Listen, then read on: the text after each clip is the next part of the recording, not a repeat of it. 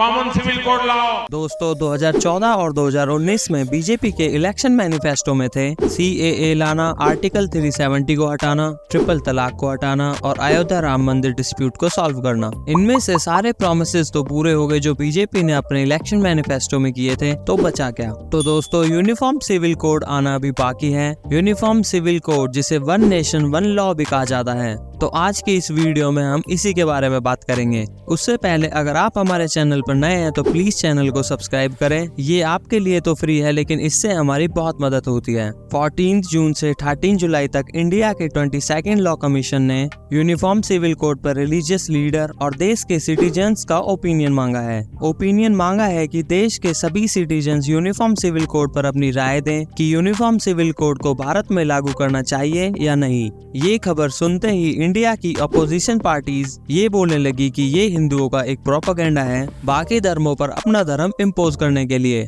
Propaganda है, इससे ज़ायद कुछ नहीं है। भारत के मुसलमानों के जो रिलीजियस प्रैक्टिसेस हैं और हम किसी भी हाल में अपने इन चीजों को खोने को तैयार नहीं है। खुद कह रहा हूँ अव्वल तो लागू कर नहीं पाएंगे लेकिन और हम इसकी मुखालफत भी करेंगे। अल्लाह के वास्ते बस हुकूमत कर लीजिए, उन कामों में दखल मत दीजिए जो रब के काम है। और नागालैंड में तो 3000 लोगों के ग्रुप ने ये तक बोल दिया कि अगर नागालैंड में यूनिफॉर्म सिविल कोड लागू किया जाता है तो नागालैंड के 60 MLAs के घरों को जला दिया जाएगा। तो चलिए दोस्तों बात करते हैं ये यूनिफॉर्म सिविल कोड एक्चुअली में है क्या और इसकी हमारे देश को कितनी जरूरत है और जरूरत है भी या नहीं। यूनिफॉर्म सिविल कोड एक ऐसा कानून है जिसका देश को 75 सालों से इंतजार था। एक ऐसा कानून जिसके आने से हिंदू, मुस्लिम, सिख, पारसी, मेल या फीमेल सबको बराबर के राइट्स मिल जाएंगे। खासकर एक विशेष समुदाय की महिलाओं पर हो रही ज्यादती हमेशा हमेशा के लिए खत्म हो जाएगी। आज तक इंडिया में सभी रिलीजन्स अपने पर्सनल लॉ से रूल होते आए हैं।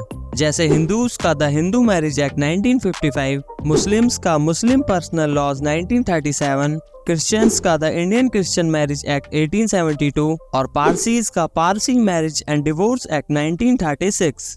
बेसिकली पर्सनल लॉ यानी मैरिज, डिवोर्स, प्रॉपर्टी, सक्सेशन के जैसे राइट्स जो कि पर्सनल राइट्स होते हैं जो इंडिया में हर रिलीजन के हिसाब से अलग अलग होते हैं। फॉर एग्जाम्पल अगर आप हिंदू हो तो आप 2 शादियां नहीं कर सकते, लेकिन वहीं आप अगर एक मुस्लिम हो तो आप 4 शादियां कर सकते हैं। इंडिया में बस यही सिविल लॉस रिलीजन के हिसाब से अलग अलग होते हैं।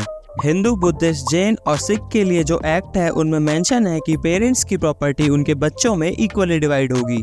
जितनी प्रॉपर्टी लड़के की है उतनी ही प्रॉपर्टी लड़की को भी मिलेगी। लेकिन यही अगर हम मुस्लिम पर्सनल लॉ में देखेंगे तो ये अलग है। अगर मुस्लिम फैमिली में उसके फादर की डेथ होती है तो उस घर के लड़के को सबसे ज्यादा शेयर मिलेगा और लड़की को लड़के के भी शेयर का आधा हिस्सा मिलेगा। अगर बात करें मेंटेनेंस की तो CRPC के सेक्शन 125 में साफ लिखा गया है कि अगर एक महिला अपने पति से अलग होती है तो वो महिला अपने पति से मेंटेनेंस क्लेम कर सकती है, यानी अपना गुजारा भत्ता ले सकती है। बट ये कानून मुस्लिम महिलाओं पर लागू नहीं होता। अगर एक मुस्लिम युवक अपनी वाइफ को तलाक देता है तो वो महिला उससे गुजारा भत्ता नहीं मांग सकती। तो इस पॉइंट पे सबसे इम्पोर्टेंट और लैंडमार्क केस है शाहबानो केस। इसमें शाहबानो को 40 साल की शादी और 5 बच्चों के बाद तलाक दे दिया जाता है और इस एज में वो कमा भी नहीं सकती, इसीलिए शाहबानो ने तलाक होने के बाद सेक्शन 125 के अंदर मेंटेनेंस क्लेम किया और इनके पति जो खुद एक वकील थे उन्होंने इस मेंटेनेंस के खिलाफ अपील फाइल कर दी।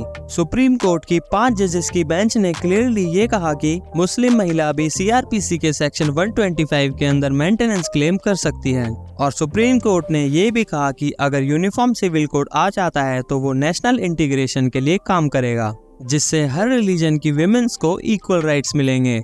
बट इतने बड़े जजमेंट को उस समय की राजीव गांधी सरकार ने चेंज कर दिया Muslim women protection on divorce act 1986 को पास करके।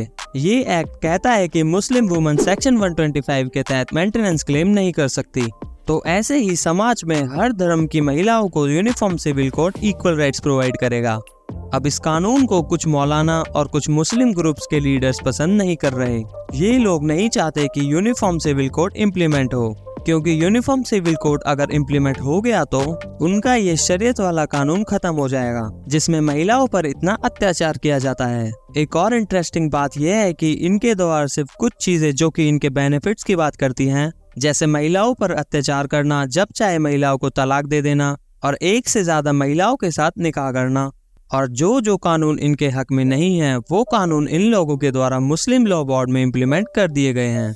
लेकिन अकॉर्डिंग टू शरीयत लॉ जब भी कोई व्यक्ति क्रिमिनल एक्टिविटी करेगा तो शरीयत में इसकी सजा है। अगर कोई व्यक्ति चोरी करता है तो उसके हाथ काट दो, अगर कोई व्यक्ति किसी को मारता है तो उसी व्यक्ति को मार दो, और अगर कोई व्यक्ति रेप करता है तो उसे सभी के सामने इतना मारो जब तक कि उसकी जान न निकल जाए। लेकिन इन सख्त कानूनों को इन लोगों के द्वारा शरीयत कानून से हटा दिया गया। इन्होंने कहा कि ये जो क्रिमिनल लॉ है जो कि पूरे देश में इम्प्लीमेंट है, हम इसी को फॉलो करेंगे कि अगर कोई चोरी करे तो उसे जेल भेजा जाए, उसके हाथ ना काटे जाएं। तो शरीयत कानून में जो उनके खिलाफ चीजें थी उनको इन्होंने शरीयत कानून से निकाल दिया, और जो चीजें इनके हक में थी उनको इन लोगों ने अपना लिया। और इन सब चीजों के बीच में प्रॉब्लम किसको हुई? पिसा कौन? सिर्फ मुस्लिम महिला। तो इन्हीं कानूनों को समाप्त करने के लिए और पूरे देश में हर एक नागरिक के लिए समान कानून और समान अधिकार की बात करता है यूनिफॉर्म सिविल कोड। अब आप सब हमें कमेंट में लिखकर बताएं कि क्या यूनिफॉर्म सिविल कोड को सरकार के द्वारा लाना चाहिए या नहीं। करते हैं वीडियो को एंड। अगर वीडियो आपको अच्छी लगी तो इसे लाइक करें और हमारे चैनल को सब्सक्राइब करें।